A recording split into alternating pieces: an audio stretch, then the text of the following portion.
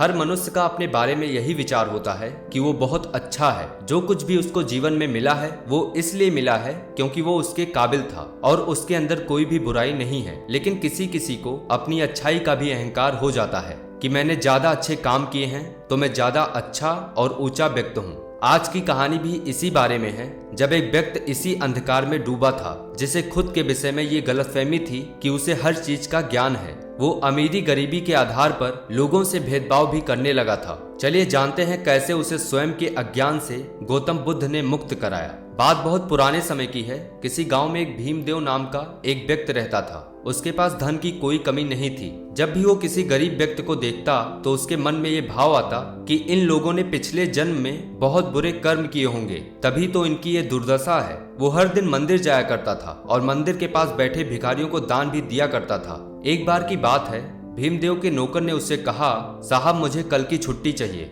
भीमदेव बोला, क्यों, क्या बात हो गई, तुम्हें छुट्टी क्यों चाहिए? नौकर बोला, मुझे गौतम बुद्ध के पास जाना है, उनके पास जाकर मुझे शांति मिलती है। भीमदेव बोला, तुम भी उन्हें सुनने जाते हो? तुम्हें तो उनकी ज्ञान भरी बातें समझ ही नहीं आती होंगी। नौकर बोला, नहीं, मुझे सब कुछ समझ आता है। उन्हें समझना उन लोगों के लिए जटिल है जो अपना अहंकार लेकर जाते हैं। जो उनके सामने झुक कर जाते हैं उन्हें बड़ी आसानी से उनकी बातें समझ में आ जाती हैं।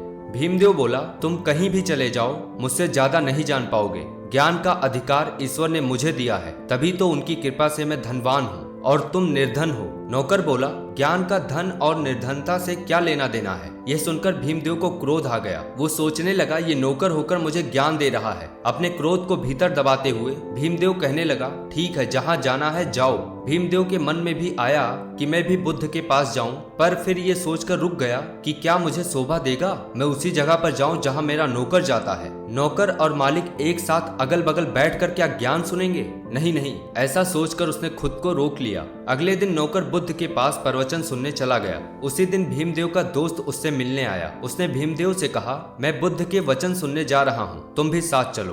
भीमदेव ने मना कर दिया, पर दोस्त के बहुत जोर देने पर उसे जाना पड़ा। दोनों ने वहां पहुंचकर बुद्ध को प्रणाम किया। भीमदेव ने देखा अमीर गरीब सभी वहां साथ में बैठे हैं। उसका नौकर भी वहीं मौजूद था। उसका दोस्त भी बगल में बैठ गया, लेकिन भीमदेव खड़ा रहा।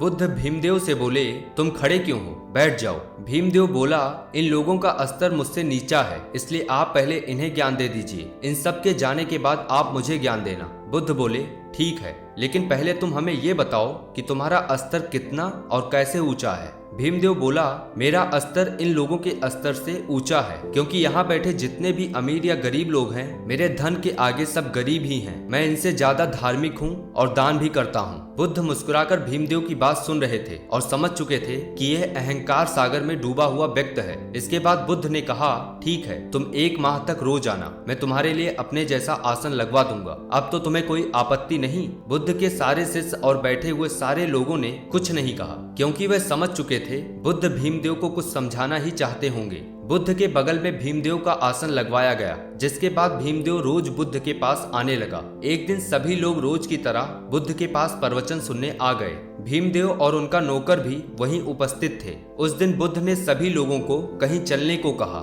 बुद्ध के साथ साथ सभी लोग पैदल पैदल चलने लगे। चलते चलते दोपहर हो गई और वे सब थक गए। रास्ते में दूर दूर तक कोई भी इंसान, घर, तालाब कुछ भी नहीं दिखाई दे रहा था। सभी लोगों को बहुत प्यास लग रही थी और ये परेशानी सबके चेहरे पे साफ साफ पता चल रही थी। सभी लोगों ने बुद्ध की तरफ देखा। महात्मा बुद्ध मुस्कुराते हुए आगे बढ़ते जा रहे थे और उनको देखकर लग रहा था कि वे बाकी सब लोगों की तरह थक गए हैं। बहुत दूर चलने के बाद उन सबको एक पेड़ दिखाई दिया। पेड़ के पास एक कुआं था जहां एक आदमी पानी भर रहा था। बुद्ध कुएं की ओर चल पड़े। बाकी सब भी बुद्ध के पीछे पीछे चलते गए। बुद्ध कुएं के पास जाकर उस आदमी से बोले, सुनो भाई, मेरे शिष्यों को प्यास लगी है, क्या आप मेरे शिष्यों की प्यास बुझा सकते हैं? उस आदमी ने बुद्ध से कहा, जी जरूर। इसके बाद वो आदमी बाल्टी के द्वारा कुएं से पानी निकालने लगा और सभी लोग एक एक करके झुककर पानी पीने लगे। इसके बाद उस आदमी ने बुद्ध से कहा, श्रीमान आप भी पानी पी लीजिए। बुद्ध ने उस आदमी से कहा, आपका बहुत बहुत धन्यवाद, किंतु मेरी प्यास बुझ चुकी है। इसके बाद बुद्ध उस दिशा में चलने लगे जिस दिशा में वह सब लोग आ रहे थे। यह देखकर बाकी सब लोग हैरान हो गए। उनके मन में तरह तरह के सवाल उठने लगे कि हम लोग किस लिए आए थे और अब हम लोग वापस कहाँ जा रहे हैं। कुछ के मन में सवाल उठा कि क्या हम लोग वापस वहीं जा रहे हैं जहाँ से हम आए थे। महात्मा बुद्ध आगे आगे चलते जा रहे थे और सभी लोग बिना कोई सवाल किए पीछे पीछे चल रहे थे। भीमदेव को तो काफी गुस्सा भी आ रहा था कि आज वो प्रवचन सुनने आया था, लेकिन प्रवचन के चक्कर में आज प्यासा ही मर जाता। शाम होते होते सभी लोग वापस वहीं आ गए जहां वह सभी लोग प्रवचन सुनने आते थे। सभी लोग हैरान थे, लेकिन सिर्फ भीमदेव था जो गुस्से में था। वहां पहुंचते ही भीमदेव महात्मा बुद्ध से बोला, अगर कहीं जाना ही नहीं था तो क्यों पूरे दिन चलवाते रहे? आज तो प्यास के मारे मेरी तो जान ही जाने वाली थी।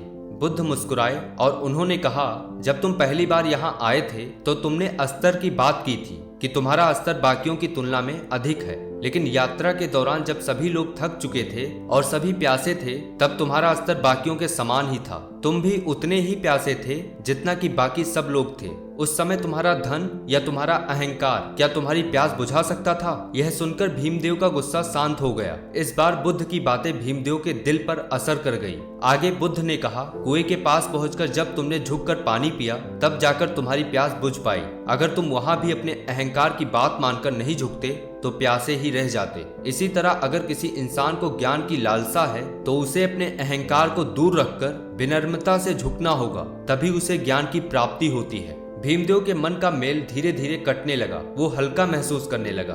बुद्ध ने कहा, जीवन में ज्ञान की प्राप्ति तब होती है जब वो अपने अहंकार को त्याग दे। उसे अमीर गरीब ऊंचे नीचे से कोई फर्क ना पड़े। वो हर मनुष्य को ऐसा देखे जैसे वो स्वयं को देखता है। जब मनुष्य को सचमुच ज्ञान होता है तब वो समय की धारा से आगे निकल जाता है। उसे समय का भान ही नहीं होता। भीमदेव को ऐसा लगा कि जैसे ये बातें उसी के लिए हैं और वो सच में कुछ समझने लगा है। उसने अपना आसन छोड़ दिया और बुद्ध के चरणों में गिर गया और रोने लगा। बुद्ध ने कहा, अरे क्या हुआ, तुम रो क्यों रहे हो? भीमदेव ने कहा, सब सच कहते हैं, आप ज्ञान के भंडार हैं। आपने मेरे अहंकार को चूर चूर कर दिया है। मैं सच में समझने लगा हूँ कि भले ही मनुष्य अमीर हो या गरीब हो, लेकिन उसकी समस्याएं लगभग एक ही होती है। अहंकार के कारण ही सारे दुख उत्पन्न होते हैं। इससे संबंधित सारे गुण रहस्य आप मुझे बता चुके हैं। मैं इस आसन पर बैठने योग्य नहीं हूँ। आप मुझे अपनी शरण में ले लो। बुद्धम शरणम गच्छामि। ये कहानी हमें ये बताती है कि हमारे दुख का मूल कारण अहंकार ही है। अहंकार होने से हम दूसरों को खुद से नीचा समझने लगते हैं, जिससे कि ज्ञान प्राप्ति के सारे मार्ग बंद हो जाते हैं। इसलिए हमें खुद को किसी भी प्रकार के अहंकार से दूर रखना चाहिए। बस आज के लिए इतना ही। उम्मीद करता हूँ कि आपको ये कहानी पसंद आई होगी। अगर पसंद आई हो तो अपने दोस्तों के साथ शेयर जरूर करना। मिलते हैं एक नई मोटिवेशनल वीडियो के साथ। तब तक के लिए जय हिंद, जय भारत।